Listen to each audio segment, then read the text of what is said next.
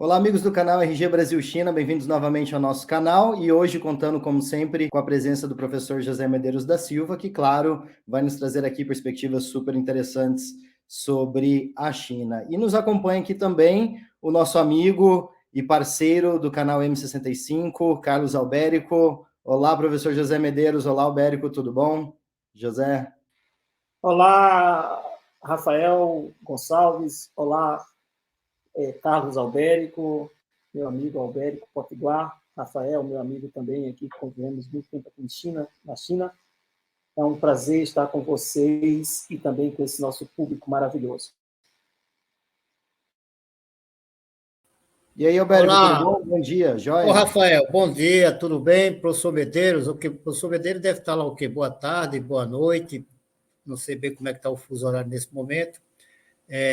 Mais uma vez aqui, Rafael, obrigado pelo convite, né, nessa parceria que eu sempre gosto de pontuar como um dos grandes feitos, né, que nós estamos realizando aqui, em prol de uma, vamos dizer assim, de uma comunicação progressista, né, e popular que possa como tem feito discussões de grandes temas de interesse do nosso povo. Vamos lá, vamos já conversar um pouco mais com essa sabedoria aí, absorver um pouco mais dessa sabedoria do professor Zé Medeiros e a sua, evidentemente.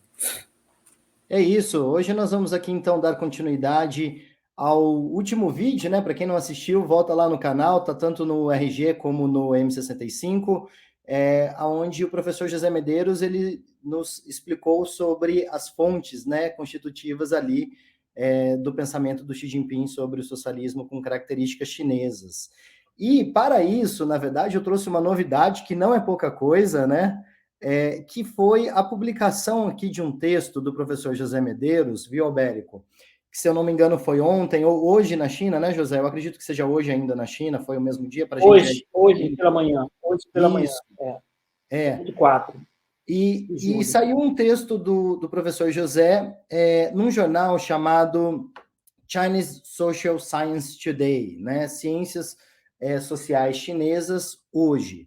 Essa publicação, ela é um jornal, até coloquei aqui do lado, né? É um jornal publicado pela Academia Chinesa de Ciências Sociais, conhecido como CAS, que oferece perspectivas únicas sobre uma ampla gama de questões teóricas e práticas no estudo das ciências sociais. Quem é dessa área, principalmente das ciências sociais, filosofia, com certeza, e China, né, que está ligado à China, conhece essa publicação, ela é referência para os pesquisadores, né? O seu público inclui a maioria das universidades chinesas, institutos de pesquisa e think tanks. A coluna, que foi inclusive onde saiu, né, o texto do professor José, que se chama A Luz da Verdade, que ali em chinês está em vermelhinho, ali embaixo, no canto direito, publica artigos acadêmicos que explicam e expandem a metodologia, visão de mundo e estrutura central do pensamento de Xi Jinping sobre o socialismo com características chinesas para uma nova era, ou na nova era. Quem conhece aí de China, né, José, sabe que isso não é pouca coisa, e por isso que eu trouxe e fiz questão aqui do pessoal que está nos vendo, conhecer, né, saber dessa publicação do artigo, porque é muito difícil que um estrangeiro publique nesse tipo de revista, e muito mais difícil ainda que tenha uma publicação de primeira página.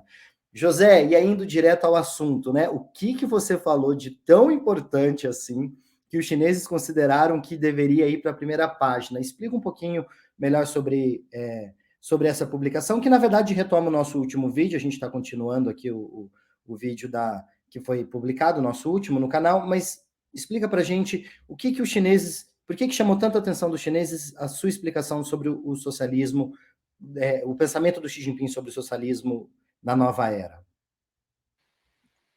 Rafael e Albérico, né? Claro, eu fiquei bastante feliz com essa publicação, me surpreendeu também. Esse texto, ele começou a ser preparado já faz uns 3 meses, então foi um grande esforço, negociando com a minha esposa, a Mimi, para ela cuidar sozinha das crianças, eu tenho que ficar aqui isolado para estar produzindo esse texto. E eu tentei, acho que a novidade desse texto, o que é que chamou a atenção dos chineses, eu não sei, né? Apesar de que a minha esposa é chinesa, depois eu posso até perguntar para ela qual foi a percepção dela, mas pelos comentários, retornos de alguns amigos chineses, primeiro, eu acho que eu forneci um instrumental que ajuda na compreensão do pensamento do Xi. Não de forma fragmentada, isolada, mas de forma holística, né? Completa.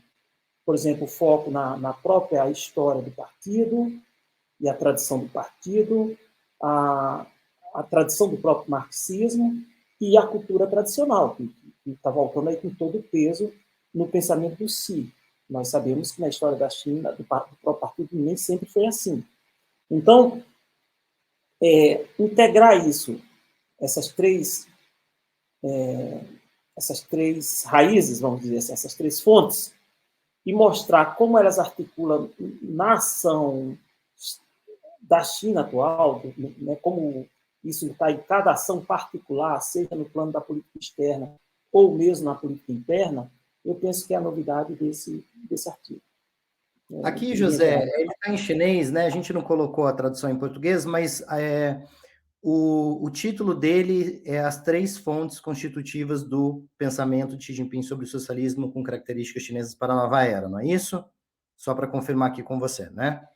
É isso. Eles não colocaram três, né? Eles colocaram as principais fontes, Chuyao Laiyan, né? Que é esse final aí, do pensamento, mas no texto está bem claro que são três. E na versão em português, ela está com as três fontes constitutivas deste pensamento.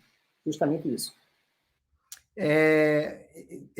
Essas três fontes, né, José, que aqui está dividido, né? Aqui dá para ver as três colunas, né? Com as três partes em negritos aqui.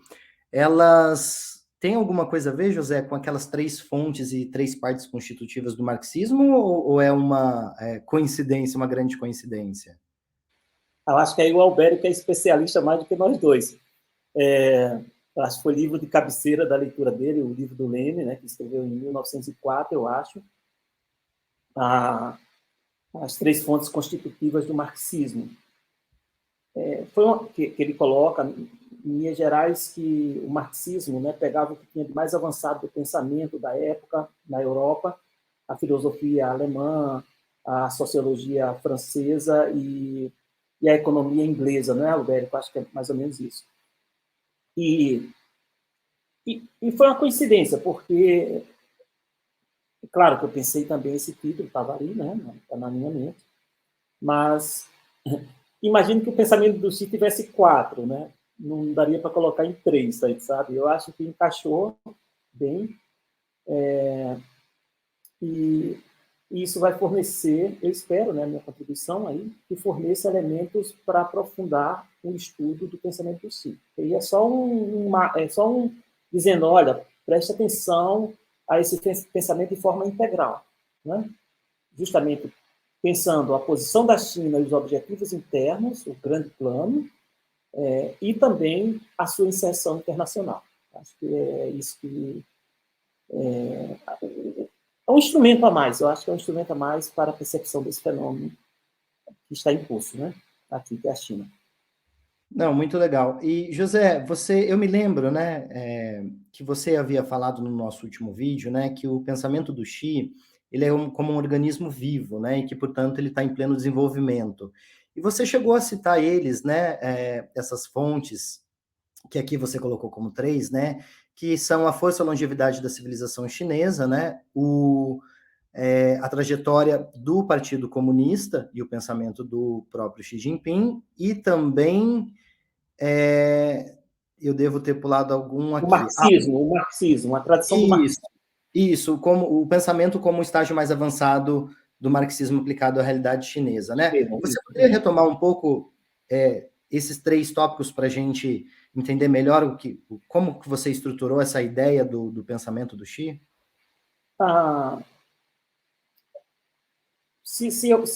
Quem estuda a China aí, quem está estudando a China contemporânea, né, e chega no...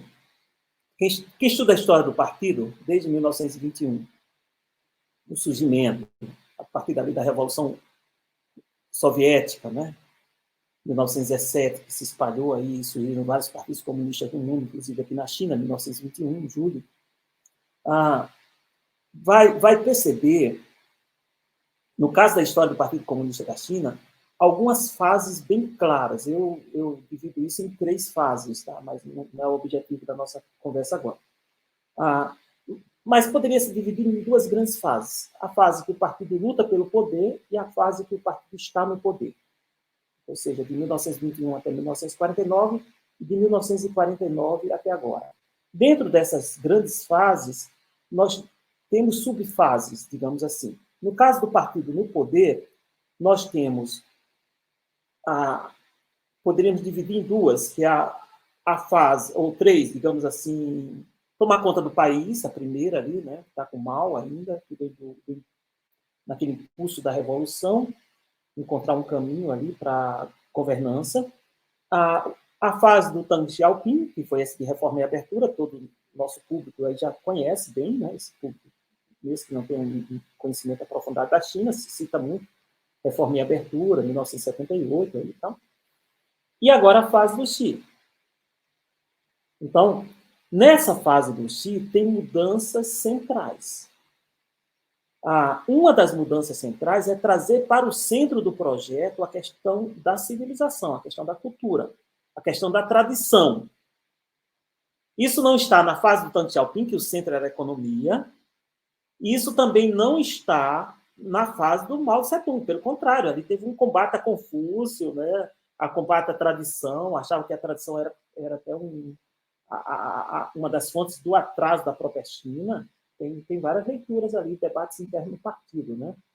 A crítica a Confúcio, aos seguidores de Confúcio dentro do partido, luta interna, teve tudo isso. Então, o Xi, ele é uma das minhas perguntas, né? Eu não tenho resposta ainda, mas estou procurando entender aí por que o restauro da civilização, a busca da cultura tradicional, passou a estar no centro do projeto dessa nova China, da China na nova era, do pensamento Xi. Então, esse é um ponto. Como você usa o econômico, né, para impulsionar o cultural? Então, ou essa tradição, claro que você vai buscar a tradição que não é boa, você deixa ela lá no esquecimento, né? Mas tem elementos ali que eles reconhecem como valor para ser continuado e divulgado, propagado, para a questão da harmonia social, uma série de elementos aí, está no artigo também. A questão então, esse é um dos elementos, uma dessas 3 fontes. Né? A outra fonte, que é a história do próprio partido, é a própria tradição do partido. E talvez poucas pessoas no mundo, né, atingir um nível de compreensão dessa história, das lutas internas, das realidades internas, das contradições dos períodos do partido como Xi Jinping. Não à toa que ele chegou na posição de secretário-geral, aí está indo para o 3º mandato. Então, ele faz uma leitura do passado, uma releitura, né?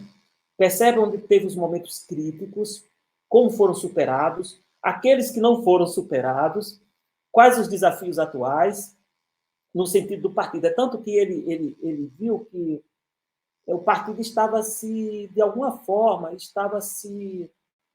como se fala, se degenerando é a palavra, estava se degenerando por corrupção, por uma série de coisas. Quando no primeiro mandato, quando ele assume, em 2012, o foco é recuperar o partido, moralmente. Imagina, a China enriquece muito rapidamente, você tem dinheiro aí, você não tinha nada, você tem 3 trilhões, não sei quantos bilhões, casas, não sei o quê. Os quadros do partido precisam ser muito jesuíta, né? Para poder resistir a essas tentações. Então, o Xi procurou uma forma de governar pela lei. Ele até diz assim, mesmo querendo se corromper, não vai poder se corromper. Ou seja, mesmo que o quadro tenha a intenção de ir para a corrupção, eles estão criando um sistema que não vai ser possível. Claro que tem as falhas, mas eu quero enfatizar que foi uma luta central, né? Em preparar o partido, porque o partido que conduz o Estado, conduz a sociedade e a organiza. Então,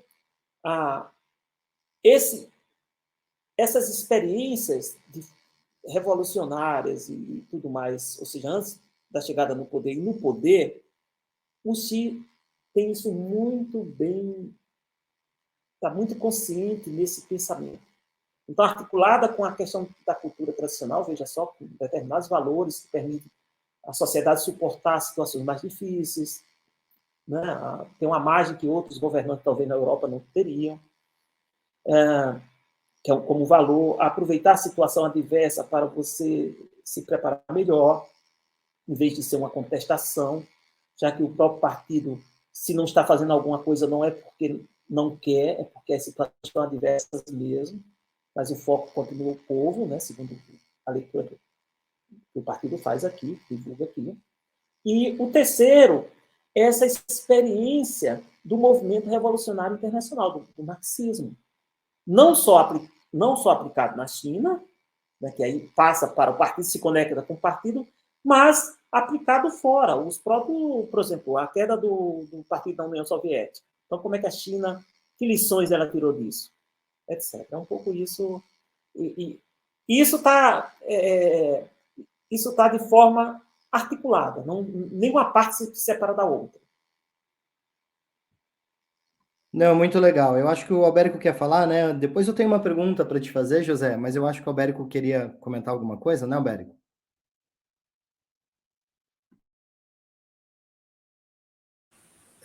Vamos aqui fazer um acordo aqui sobre o som, tá? A gente, se a sua pergunta, Rafael, estiver dentro desse fio, faz, que aí eu já entro noutra vertente, digamos assim. Apesar de tudo, tá em perfeita conexão. Não, a Se minha você- pergunta, na verdade, José, seria assim: o marxismo se adaptou muito bem à realidade chinesa, né? E aí é quando entra um desses pés, né? Desse tripé que você explicitou. A minha dúvida é o seguinte: se a cultura chinesa absorve o marxismo, então por que não abandonar o marxismo? Aí é uma discussão mais profunda, porque é o seguinte, né? Sempre tem nos estudos aqui da China, tipo, as dinastias vieram e foram absolvidas, né? Dinastias não chinesas. Nós tivemos duas dinastias não chinesas. Uma foi dos descendentes do neto do Gengis Khan, e a última dinastia que não era Han, não era chinês, era ali daquela parte, né, lá do norte. Claro, depois se integrou a cultura chinesa, mas não era Han, a original chinesa, a do Confúcio, né? E agora é uma minoria étnica quase desaparecida até, os manchus. Então, a estrutura estava tão bem consolidada que o que aconteceu? Eles foram absolvidos pela tradição. Isso uma linha de estudo por aí. Tem estudos que também vê até que ponto o marxismo não está sendo absorvido por essa tradição. E aí, por isso tem críticas de amigos marxistas.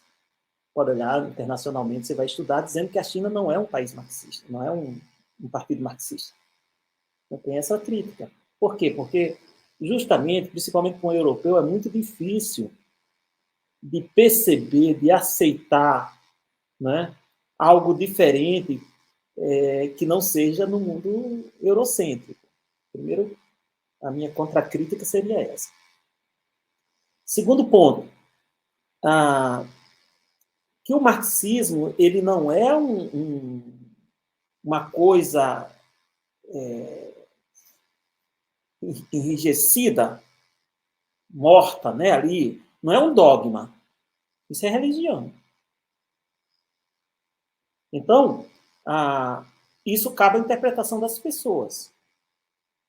É evidente que a gente poderia perguntar que elementos do marxismo estaria presente nesse projeto. Isso é uma pergunta válida.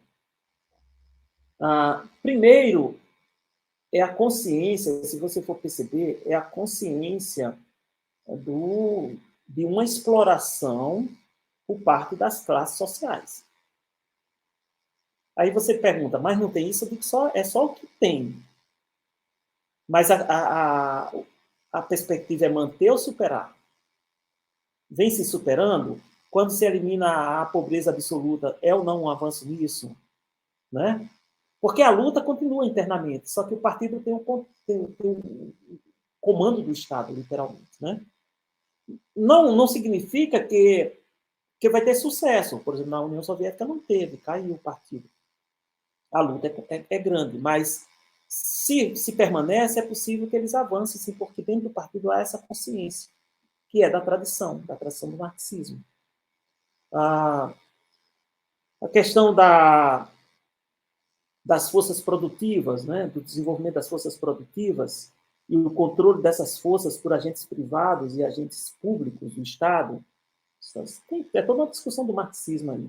Eu não vou entrar na especificidade, né, mas o que eu quero dizer é que o marxismo, eu até enfatizo isso aí no artigo, o marxismo não tem lugar no mundo onde o marxismo é mais estudado do que na China e por muitos anos seguidos. Primeiro ponto, isso eu deixo bem claro no artigo. Por exemplo, só de membros do partido são agora 100 milhões, praticamente 100 milhões. E todos são obrigados a estudar o marxismo. Em todas as universidades, sem exceção, tem aulas de marxismo. E eu, conversando com uma amiga chinesa, ela disse, não, agora nós temos as crianças também, não só no ensino médio, as crianças no ensino fundamental. Então, ora, você lê os textos do Marx, alguns do Lenin, etc. Isso está na mente dos chineses. Como vão ser interpretados? Como isso vai, né? Isso vai ser... isso se incorpora dentro da cultura política, pelo menos, e até devido à força da cultura política, também na vida social. Isso porque nós temos... De partido temos 100 anos, de partido no poder, 70 anos. Né? É muito tempo, 49. Então, isso está aí presente. Agora, pode ter a crítica de que não é o ideal. Isso sim, mas... aí, o contraponto da crítica tem a questão nacional, tem as limitações do próprio desenvolvimento e as contradições desse próprio desenvolvimento. Não sei se respondi, tá? Mas, enfim... Super respondeu, claro, com certeza. Albérico. Rafael, eu queria voltar aqui explorar um pouco mais o que o professor Medeiros falou. Né? Aliás, eu estou com a tradução aqui do artigo. Primeiro, parabenizá-lo, né, pelo seu artigo, pela publicação. Tive o privilégio, evidentemente, de recebê-lo com antecedência. Me agradeço imensamente. E, claro, que fiz aqui a minha leitura, não sei se fiz a correta, espero que sim. Professor, você há pouco falou sobre, dentro dessas fontes, né, que compõem o pensamento do Xi, você fala, entre tantas das duas, mas tem a terceira, se a gente for colocar aqui numa ordem, que não é uma ordem cronológica, evidentemente, você fala sobre a experiência, né, ela se baseia também na experiência histórica da China e de outras nações, outros países. E me bateu aquela dúvida. Nós olhamos para a China e tentamos entender a China. Como é que a China olha para nós, para essas experiências, aí me colocando, né, como um sujeito histórico, digamos assim, como é que a China absorve essas experiências? Você se referiu há pouco à Revolução de 1917, é a primeira experiência que nós temos no mundo, né, do ponto de vista das forças, né, proletárias, elas assumem o poder. Que outras experiências e quais, e mesmo dentro da União Soviética, quais os pontos que você, na sua opinião, dentro que você avalia, estuda, quais são os pontos que a China pode absorver, que a China pode incorporar? Excelente questão, Albérico. Um dos elementos é a própria experiência de governança. São duas, eu acho que eles estudam. Se você pegar aqui, eu tenho um acervo bom aqui. Eu encontrei, por exemplo, textos publicados sobre o Partido Comunista do Brasil em 1970, 1960 e pouco. E assim tem sobre os partidos comunistas do mundo. Publicações mais atuais, eles estudam o movimento a nível internacional. Nunca deixaram de fazer. E a China tem grandes especialistas imagina um estado que você vive para estudar isso, paga isso, centros de pesquisas, do estudo do próprio marxismo e a escola do partido também.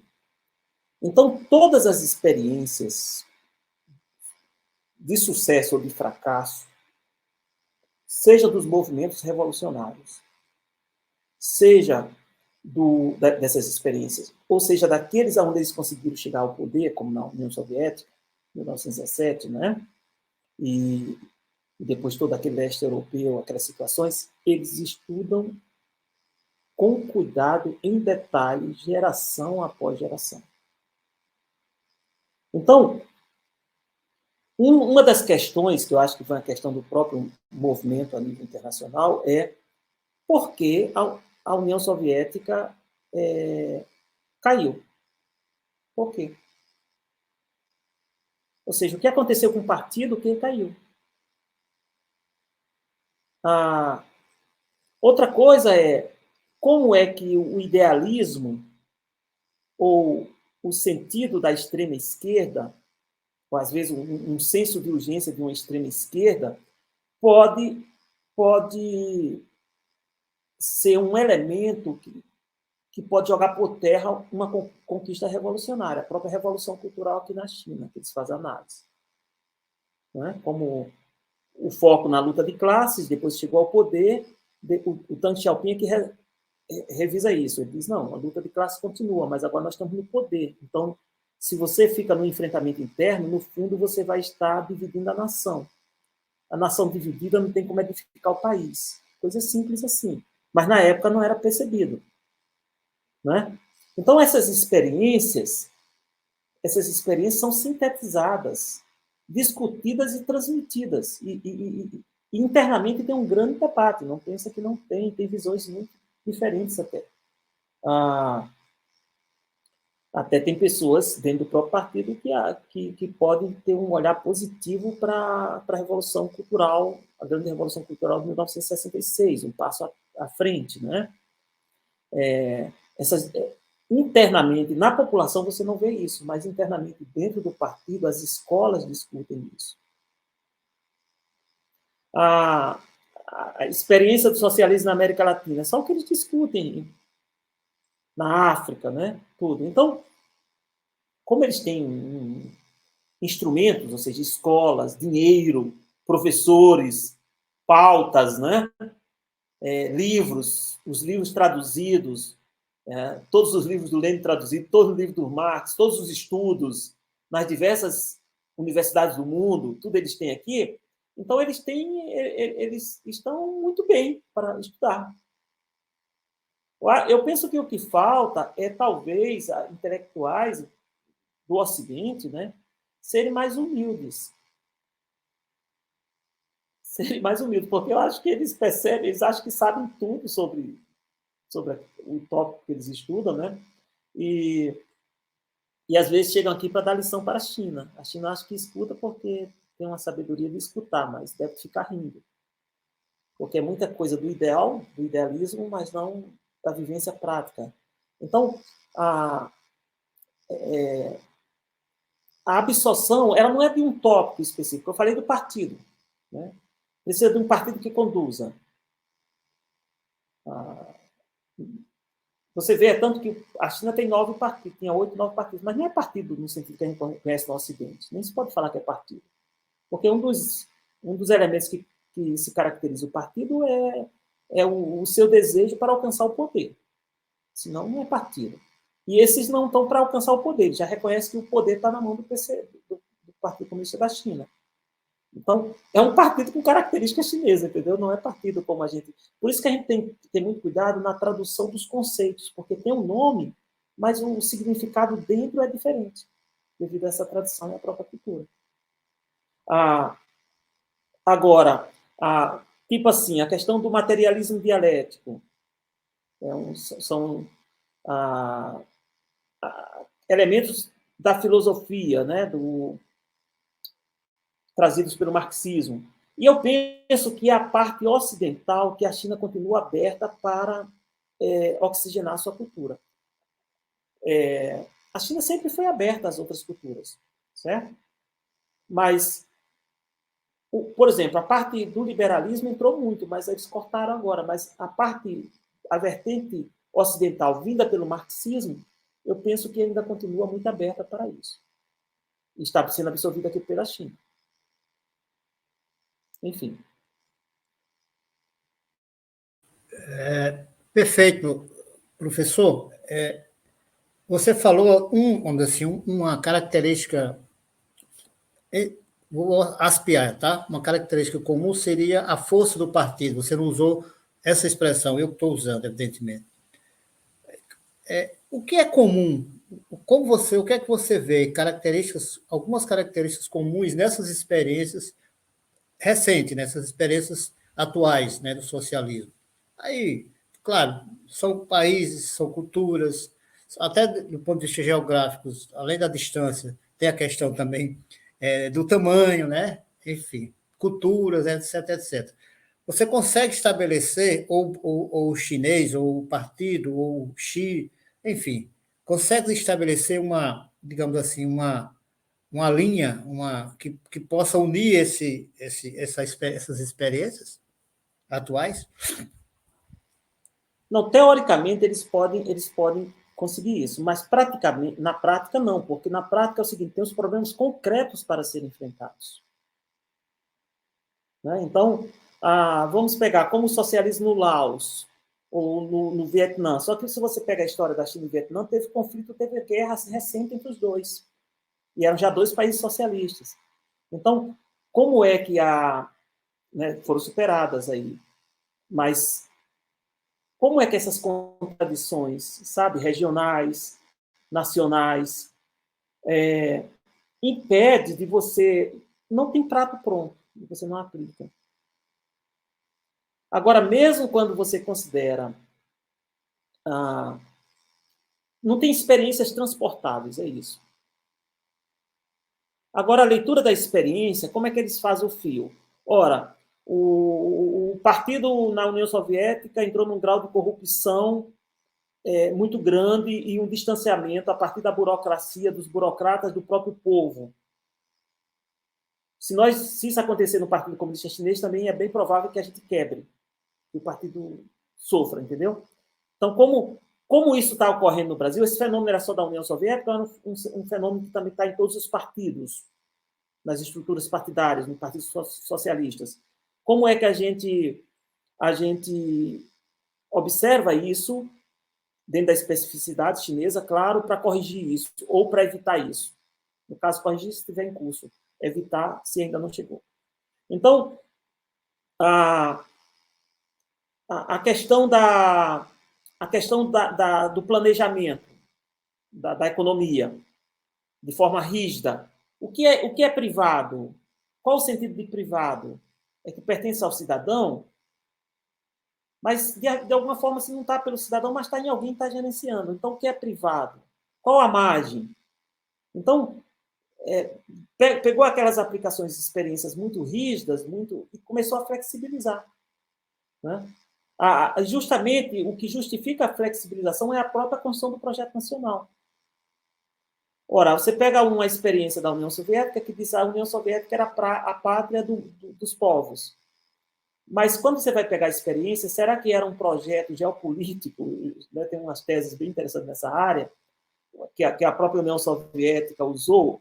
Era a prática, mas nós mandamos, entendeu? No mundo, nós somos os sabedores, nós temos a luz, a linha. A China não se curvou a isso, rompeu com a União Soviética em 1962. Então, né, não dá para... Eu, pelo menos, né, deve ter especialistas que consigam responder de forma muito precisa ao seu questionamento, que é muito válido, mas eu só posso fazer essas conjecturas sobre esse ponto. José, eu tenho uma dúvida. A gente sabe que a China, historicamente, ela não tem uma característica de ser um país expansionista, né, imperialista, não faz parte do histórico dela por enquanto.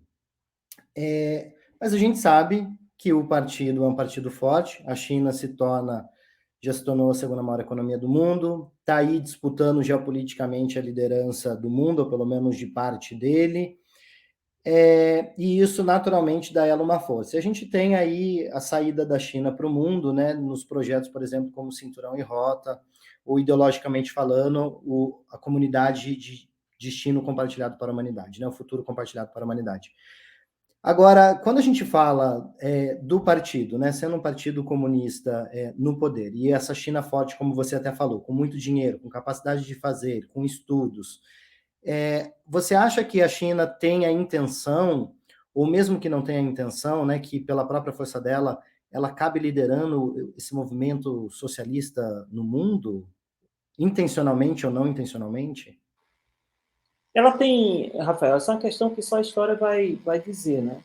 Mas é o seguinte, o que o Xi, aí o pensamento do Xi é importante, ao contrário do Deng Xiaoping, o Xi afirma com todas as letras a proeminência do marxismo. Ele atribui o sucesso do partido a não ter abandonado o marxismo. E teve uma reunião aí, não sei, 2018, não sei, não lembro agora a data, 2019, sei lá, qualquer coisa assim, com os partidos comunistas, partidos socialistas do mundo. E o discurso do Xi foi muito claro, no seguinte, acho que chamou até, puxou a orelha do pessoal. Vocês não estão vendo que a bandeira do marxismo está erguida aqui? Porque os outros fracassaram, concretamente. Qual o Partido Comunista da União Soviética fracassou. Não é? Tirando o Vietnã ali, tal, Laos, Cuba talvez ali, mas houve um fracasso concreto. Ora, você pode dizer que foi por causa do imperialismo, pode dizer o que for. Está tudo certo o que for dito, mas poderá estar certo, mas o concreto é que não conseguiu.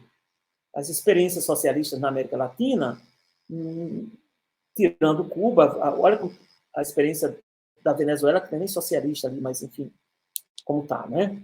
E a China ofereceu para a sua população conquistas materiais que não são esquecidas. E ofereceu para o país, resolveu a questão da ameaça à sua soberania. Quem estuda a China percebe ali como ela foi, no final da dinastia, como ela estava ali no outro vídeo, né, que nós fizemos, no anterior, o Rafael apresentou aquela pizza lá com as potências, cada um pegando um pedaço. Era aquilo.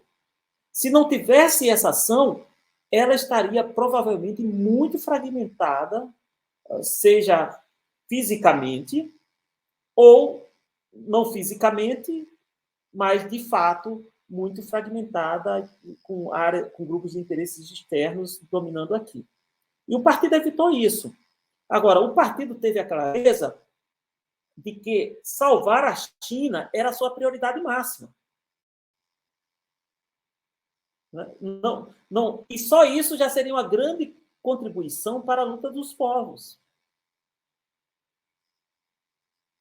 Agora, eu ainda penso que realmente, mesmo as pessoas do partido a nível de Ocidente, os partidos do movimento marxista de alguma coisa, primeiro, você vê quantos estudiosos do Brasil, os partidos socialistas, o movimento aí no Brasil ou da América Latina tem aqui na China.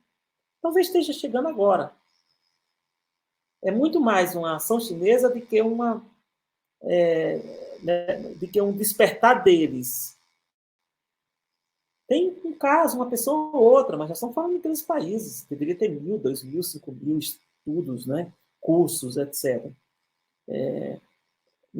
Eu e você aqui no nosso canal estamos fazendo essas discussões. Tem especialistas, né? Por exemplo, nós temos grandes contribuições, como o Elia Jabbour, na parte econômica, da organização, da estruturação econômica da sociedade, e tem outros, poderíamos até citar 50 ou 100 em diversas áreas. Ainda bem, graças a Deus já tem tudo isso. Mas percebe como isso é muito incipiente e como não está um conhecimento cristalizado, está muito mais nas mentes das pessoas do que cristalizado para a gente ver essa experiência, estudá-la de forma profunda e chegar. Como foi que esses caras conseguiram pegar um país que estava aí sendo despedaçado e dominar e transformar nisso que a gente está vendo hoje, né? Aí a chave que eu estou dando no artigo, olha, sem compreender o partido não vai compreender isso aí. Aí a pergunta do Alberto também é sua, faz nessa linha. como é que eles estudaram essas experiências de governança, de gerenciamento, de linha política, de outros movimentos, para poder chegar onde eles, ao estágio atual da arte, sei lá, como se fala isso nas publicações dos artigos, né? Foi o que eles chegaram, eles estão aí. Se isso vai dar certo, não vai dar certo, até quando vai dar certo, alguma coisa, aí já é futurologia, né? Mas o concreto é que nós temos uma China que a China comanda a si própria. Você não pode dizer que não é. É complexo, né? Você estava falando, eu estava pensando em várias coisas, né? E aqui, quando eu faço as perguntas, né, José, eu já faço aqui um meia-culpa no sentido de que, você sabe, né, não sou do partido, enfim, e também não tenho essa formação, digamos assim, de militante, né? Então, quando eu faço as perguntas, elas são sinceras, né? Como, por exemplo, uma das coisas que eu pensei, José, por exemplo, até que ponto a China teria interesse? Eu estou aqui pensando, tá? Você não precisa responder necessariamente, né? Mas até que ponto a China teria interesse em ser estudada, né? Será que ela tem interesse? Será que ela quer ser estudada? Eu falo isso porque a China é um país muito hermético, muito fechado, né? Então, será que ela tem esse interesse de ser estudado? Até no sentido, e não no sentido negativo, mas até no sentido de será que eles ainda não estão numa fase da experimentação? Será que eles já chegaram a determinadas certezas e se sente confiante de passar a sua experiência para os outros? São dúvidas que eu tenho. Muito legal isso aí, Rafael. Essa dúvida, eu acho que antes de você pegar a segunda dúvida, vai lá. Essa já é muito, muito interessante. Eles têm sim. Se você for perceber, eu tenho uma sorte de encontrar alguns textos aí antigos, que eu gosto de coisa antiga. Quanto mais velho eu vou ficando, parece que eu gosto mais ainda das coisas antigas. Eu encontrei um desses textos aí, 1700, 1800, alguma coisa. Um imperador aí qualquer, ou um mandarim deles aí, né, reclamando quem tinha ensinado a língua chinesa para aqueles estrangeiros. Mas justamente nessa linha, ora, você ensinou a língua, os caras vão chegar e vão nos conhecer, né? Estava fechado. E teve os períodos de você vê que a China é como uma sanfona, se abre e se fecha, se abre e se fecha, né? E mesmo quando ela está aberta, não necessariamente está aberta. Tem aparência de estar aberta, mas não está aberta. A leitura que foi feita pelo movimento comunista socialista, não vou nem chamar comunista, o movimento aí, o pessoal de esquerda que estuda, né, o socialismo e tal, é que o período do Deng Xiaoping foi um período do liberalismo. Era só economia, era isso e aquilo. Eles não viram como uma flexibilidade tática. Né? Eles viram como um fim em si mesmo. Era a própria estratégia, a China ia ser isso para sempre. Até os Estados Unidos acreditaram, tanto que abriram as portas aí para a China. Ok. Mas se você perceber que antes até do Xi, mas principalmente com o Xi, tem muito a clareza da necessidade da China interagir com o mundo, porque os interesses chineses agora não estão só dentro da China. E você, Rafael, veio aqui, você teve bolsa, não foi, no seu mestrado, do governo chinês. Claro que você ficou numa redoma onde tinha muitos estrangeiros, tal, mas você se conectava com a sociedade. E você viu que tem muitos... os institutos Confúcio são muitas bolsas para as pessoas estudar chinês, estão se espalhando o estudo da língua, que aí eu acho que já é uma resposta para isso. Claro que pode se argumentar, mas é uma propagação, é mais uma propaganda. Isso pode ser um argumento válido. Mas também o contra-argumento, que também é válido, a partir de que você interage com a sociedade, a conhece, tem contato, você vai conhecê-la. Se você quer fechá-la, não vai ser esse o método, né? E, então, você citou também, eu não mencionei, mas, Rafael, você citou a questão desse conceito, que é um conceito-chave das relações internacionais da China, que é a construção de um futuro compartilhado para a humanidade. Nesse conceito, eu vejo a presença do marxismo, que é justamente o proletário todo mundo unidos, ou seja, pensar o mundo, né, pensar o bem comum, comunidade já é o bem comum, né? Tem a tradição chinesa, né? Como, por exemplo, Confúcio, dentro dos 4 mares, todos somos irmãos, né? Da interação com o outro, da amizade com os diferentes. E você tem também a consciência do partido, né? A consciência do partido está nessa questão que é partido de marxismo, dessa questão de você tem que pensar também o mundo, não só o local. Então, agora, eu acho que o partido chegou num grau de maturidade e também de realização do seu projeto interno, que ele vai sair mais para o mundo. Não que ele vai dar ordem, ordenar, mas é muito provável que você veja cada vez mais a China presente nas discussões ideológicas.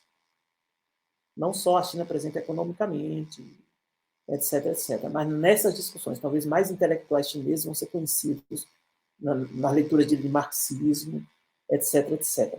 Então, ela quer ser conhecida, sim, porque ela tem... O seu projeto está conectado ao mundo.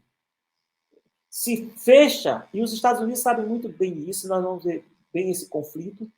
Um vai tentar ampliar, se conectar através de redes, né?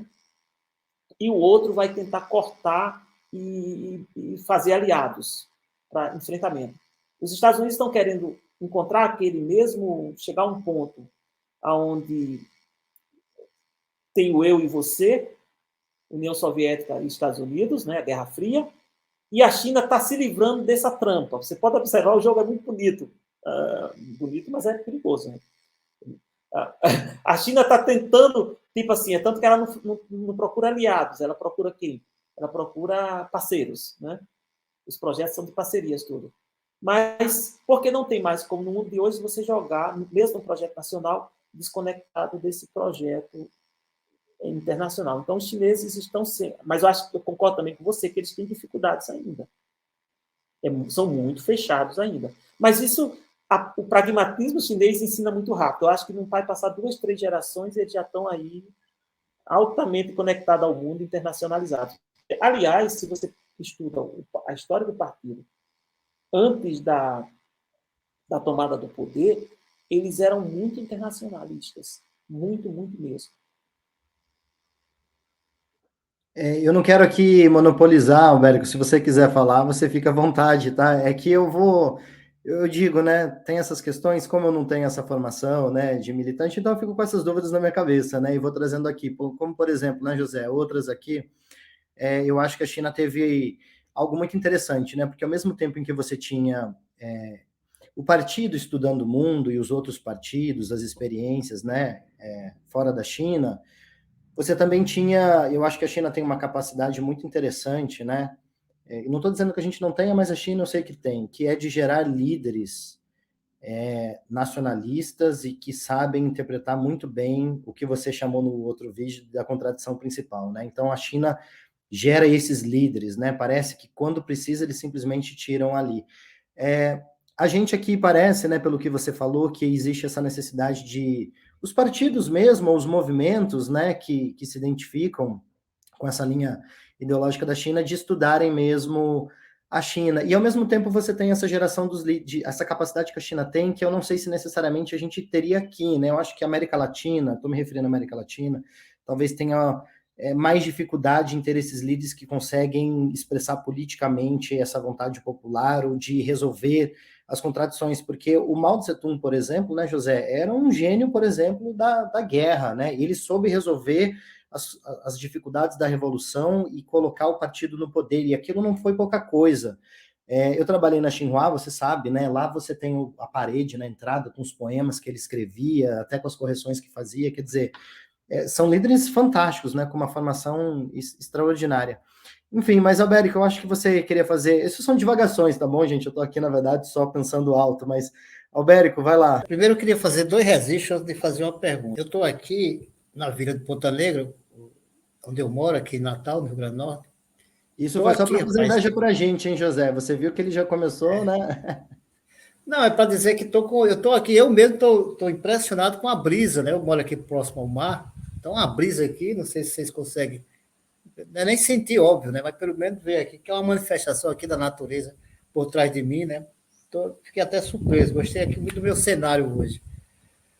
Segundo Rafael, eu aprendo mais com você, às vezes, do que lendo alguma coisa do marxismo, porque você faz as perguntas que nós fazemos todo santo dia, digamos assim, tá? Então, para mim, não é o caso de ser, é o fato de ser ou não ser do partido, que isso vai mudar um curso aqui da nossa conversa, muito pelo contrário, acrescenta e muito, pelo menos a mim em especial. Mas eu queria voltar aqui, professor, depois de fazer agora igual ao Rafael, depois dessa divagação aqui, gostaria de voltar aqui uma pergunta que eu fiz no primeiro episódio, no primeiro vídeo, e que, na verdade, é mais uma inquietação minha para entender como é que o chinês, como é que a chinesa se preparou, ou está se preparando, vamos usar assim no futuro, é o verbo no futuro, como é que está se preparando para enfrentar um mundo, né, onde cada vez mais há uma ameaça, né, ameaça global, né, guerras, etc, etc. E cada vez mais é um mundo, é uma sociedade que cada vez mais consome. E consome de tudo, de toda a ordem. Né? Aí eu não posso nem aqui pegar alguma coisa concreta, né? Porque é muito amplo esse conceito aí. Então, eu fiz essa pergunta, e você até, de alguma forma, disse, não, eu vou ter que perguntar a meus filhos, que vão completar 1 ano e 5 meses, se eu não me engano, aqui na data de nascimento, né, deles, tal, para que eles me respondam mais na frente, daqui a 20 e poucos anos. Mas eu, assim, pelo seu estudo, pela sua experiência, você está aí já há algum tempo na China. Então, portanto, você já vai adquirindo, né? Você vai vendo, inclusive, não é só adquirindo, mas você, na prática, você vai vendo o comportamento, né, do chinês, da chinesa.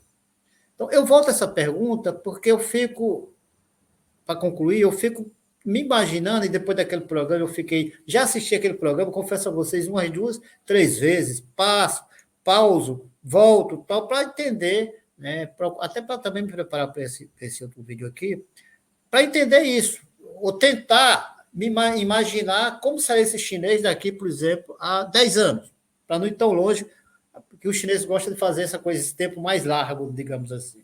Eu não sei se eu estou fazendo uma mistura, uma confusão, professor Medeiros e Rafael, mas na verdade é isso. Eu quero entender, apesar de isso, claro, não tem como você entrar na cabeça, mas você vê o comportamento da sociedade, você vê o comportamento humano, você vê os valores que essas pessoas elas vão adquirindo. Aqui são outros, evidentemente. A educação aí levou né, o chinês a pensar, a ter outro nível de pensamento, de compreensão da sociedade. Vou parar por aqui, senão eu vou ficar fazendo uma tese que não existe. Ô, Albérico, essa questão, por exemplo, aí tem ligando essa linha das 3 fontes, né, do pensamento Xi, nós temos que observar que o centro da ação do partido foi a construção de um Estado forte. Isso na minha leitura. Por quê? Dentro a tradição. Dentro da tradição, primeiro você cuida da casa. Se você cuida da casa, é tanto que se diz a casa é o nosso país, o país é a casa. Se você cuida da casa, está seguro, os que estão dentro da casa vão ter proteção e vão ter a possibilidade de prosperar.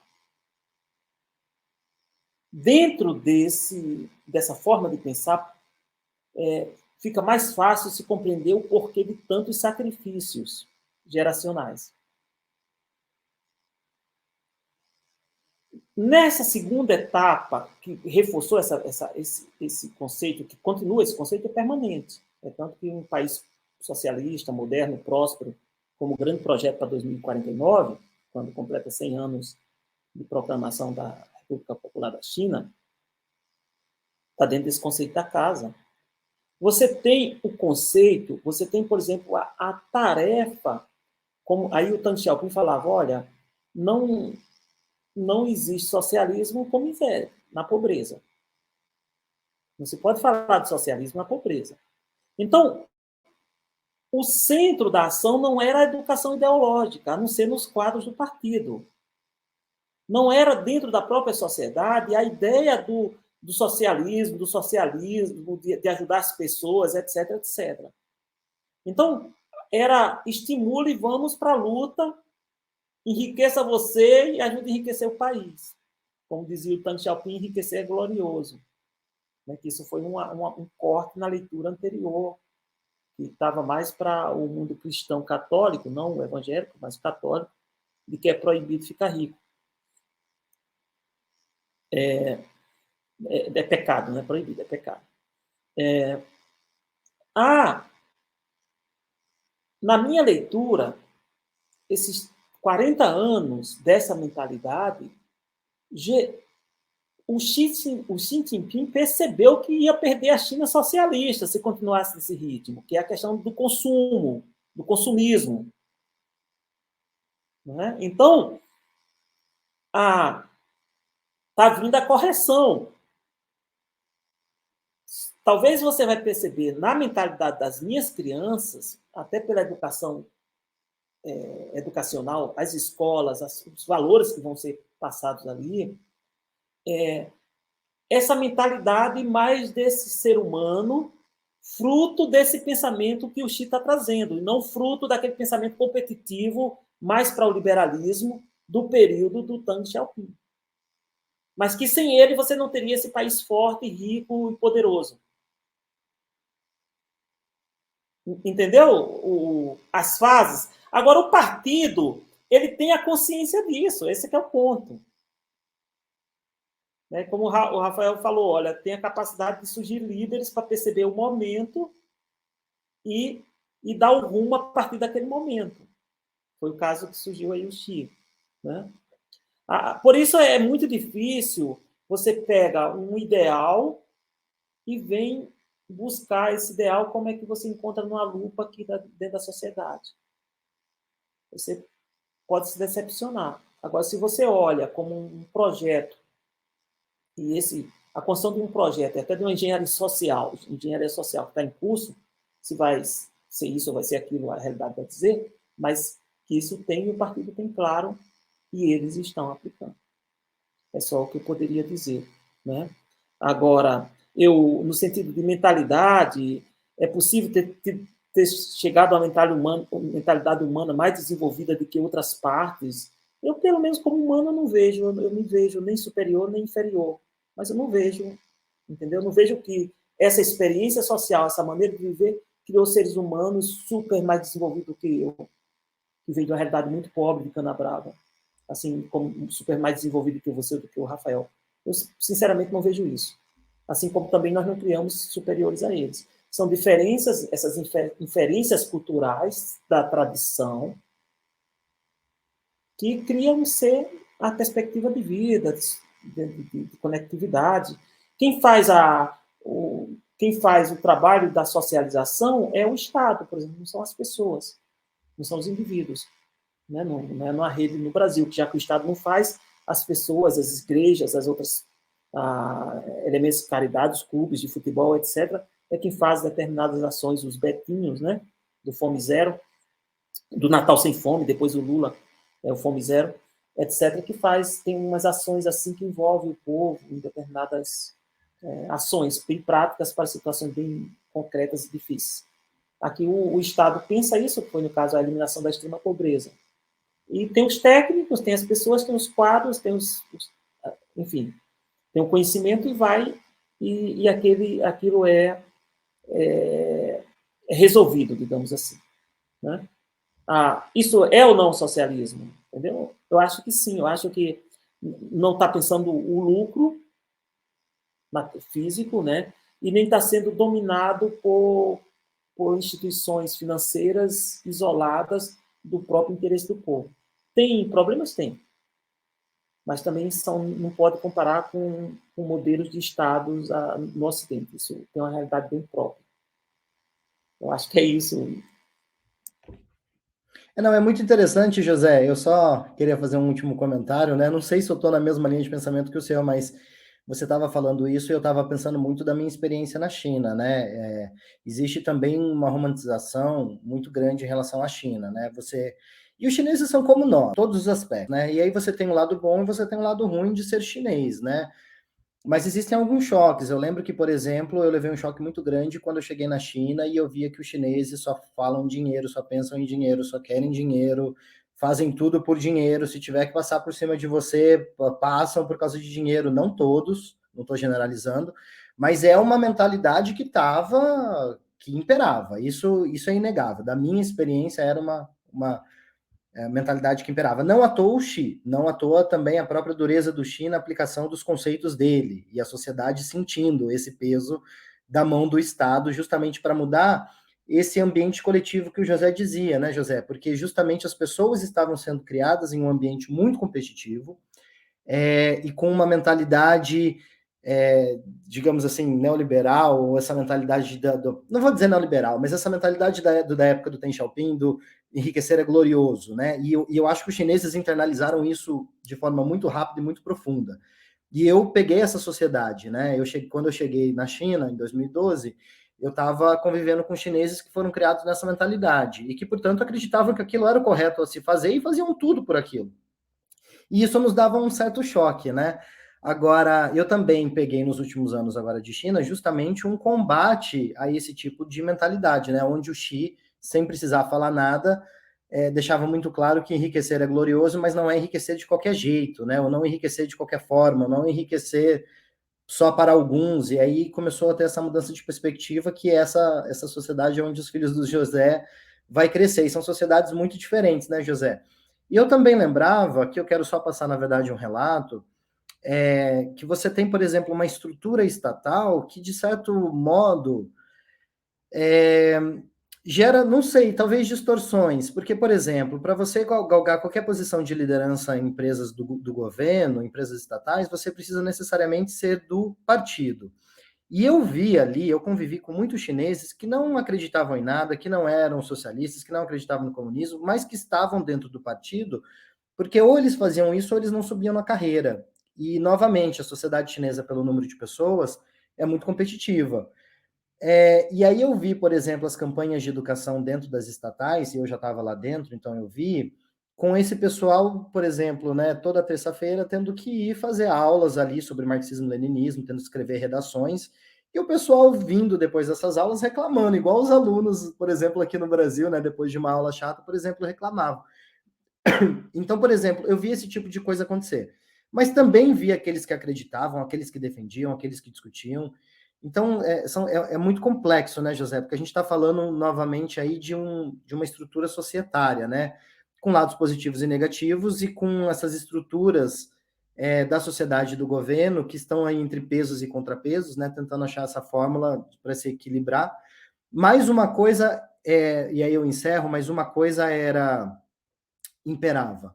O chinês é, acima de tudo, nacionalista. O chinês, ele pode até estar numa empresa porque ele está tentando só galgar, está no partido só porque ele está querendo galgar uma posição, mas ele nunca vai jogar contra o país dele. Ele sempre vai olhar para o Partido Comunista e ele vai entender que o Partido Comunista é um partido que protege a China e que quer o bem da população. Isso da minha experiência, e eu não estou fazendo propaganda, mas todos os chineses com quem eu dialoguei, que acreditando ou não acreditando, estando no partido ou não estando no partido, olham para o Partido Comunista com admiração ou respeito, no mínimo, porque sabem que o Partido Comunista mudou a história deles e sabem que eles estão protegidos e que isso quem faz é o Partido Comunista. Então, tem essas contradições, digamos assim, né? Você vê muita coisa que parece que está indo para o lado errado, mas você tem também esses outros lados positivos. Então, é como qualquer sociedade, né? Lados positivos e negativos, e a sociedade aí está tentando encontrar, a sociedade chinesa tentando encontrar o caminho do meio, o tal, né?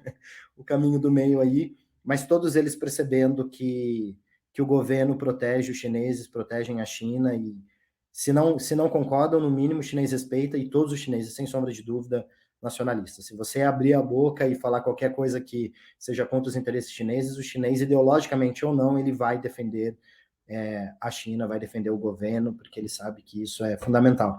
Mas encerro com esse comentário. José, fica à vontade para tecer algum comentário, e estamos aqui indo para o encerramento. Rafael, Eu lembro de uma frase do Xi Jinping, onde ele foi muito ipsiliter, muito explícito, o seguinte: se você quer enriquecer, vá para a iniciativa privada, vá para o mundo do business. Não venha usar o partido para isso. Então, foi justamente constatando isso que você descreveu, que era um fenômeno já que está se tornando comum. Por isso, eu falei aí que talvez no primeiro mandato dele, 2012 a 2017, foi justamente o foco no azeite do partido. Se você não salva o partido, se você não resolve os problemas internos do partido, poderá acontecer o que aconteceu na União Soviética. E aí não tem mais retorno. Eu acho que ele foi bem sucedido. Não, e eu tive até exemplos, né, José? Eu tenho 2 amigos chineses que estavam dentro da estrutura do partido e saíram justamente porque queriam ir para a iniciativa privada, que estava bombando, né? Enfim, ainda bomba, né? 60% da economia chinesa já vem da economia privada.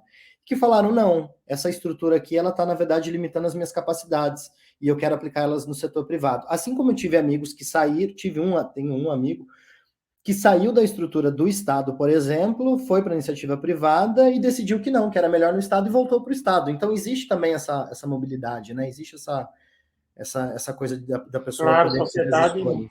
nada rígido. Exato, exatamente. Mas, José, super obrigado. Foi essa parte 2, digamos assim, né, dessa sua explicação sobre o pensamento do Xi foi super interessante. Albérico, como sempre, aqui muito paciente comigo e ajudando também nas perguntas e trazendo essa perspectiva muito interessante e fortalecendo aí essa cooperação com o canal M65, que é super importante aqui para nós do RG Brasil-China. É sempre uma alegria, uma satisfação tê-lo aqui conosco. O José e o Albérico, então, podem ir aí para o encerramento final, começando aí com o Albérico e depois o José. Não, rapidinho, que aqui já está na hora do almoço, viu, Medeiros? Então, rapidinho aqui, eu vou ter que preparar alguma coisa aqui para comer. Minha esposa foi para o trabalho. Mais uma vez aqui agradecer a oportunidade, Rafael. Sempre é um prazer, sempre é um aprendizado incalculável, digamos assim. Tá? E reitero a minha alegria, felicidade de estar fazendo essa parceria entre os canais M65, eu gosto de chamar M65, mas vou aprender a falar M65, e o RG Brasil-China, e sempre ao lado aqui, ouvindo com muita atenção, o nosso querido conterrâneo, professor José Medeiros, que hoje está lá na China, nos representando de forma digna e brilhante. Professor, um grande abraço, até a próxima. Rafael, grande abraço. Obrigado, Albérico, obrigado, Rafael. É uma oportunidade, através do canal dos canais, né, do M65 ou M65 e do RG Brasil-China, e estar compartilhando com um públicozinho maior, né, algumas pessoas a mais, essa minha experiência, vivência e estudos de China. Eu penso que o Brasil precisa, seja os indivíduos, seja as próprias instituições, precisa descer do salto, ter humildade para aprender inclusive com a China. Não para copiar, para aprender, para estudá-la, né? Ver os seus interesses, ver onde se conecta, onde não se conecta, a partir das nossas necessidades como país, como um grande país que somos o Brasil, não é? E é isso. E essas nossas reflexões aqui é muito mais para compartilhar essas leituras, essas observações, porque, por exemplo, às vezes o Rafael faz uns comentários da vivência dele, claro que ele também faz da minha vivência, e às vezes a gente amplifica isso, porque é a questão da quantificação, né? Você tem uma China do interior, você tem uma China de outras regiões, você tem a China ligada ali às estruturas do partido na capital, que é muito diferente. Então, mas como é que a gente vai conhecer isso se a gente não conversa, se a gente não estuda, se não se conecta, se não se pergunta, né? Eu penso que os nossos canais, os 2 canais aqui, está trazendo essa oportunidade para o público. Eu estou muito feliz em poder contribuir. Estarei sempre aqui à disposição. Um grande abraço para vocês e até a próxima. Legal, pessoal. E lembrando a todos vocês do M65 e do RG Brasil China, se você chegou aqui, não deixe de comentar, de dar o seu like, de compartilhar o vídeo e parabenizar novamente, José, você pelo seu artigo no jornal da Academia Chinesa de Ciências Sociais. Eu vou deixar o link aqui para quem quiser. O link vai ser em chinês, mas, enfim, é só colocar no Google que pelo menos ali já dá uma ajudinha, você consegue entender um pouquinho melhor, mas eu vou deixar o link no primeiro comentário aqui. É isso, muito obrigado a todos vocês. José e Albérico, obrigado novamente e até um próximo vídeo. Tchau, tchau.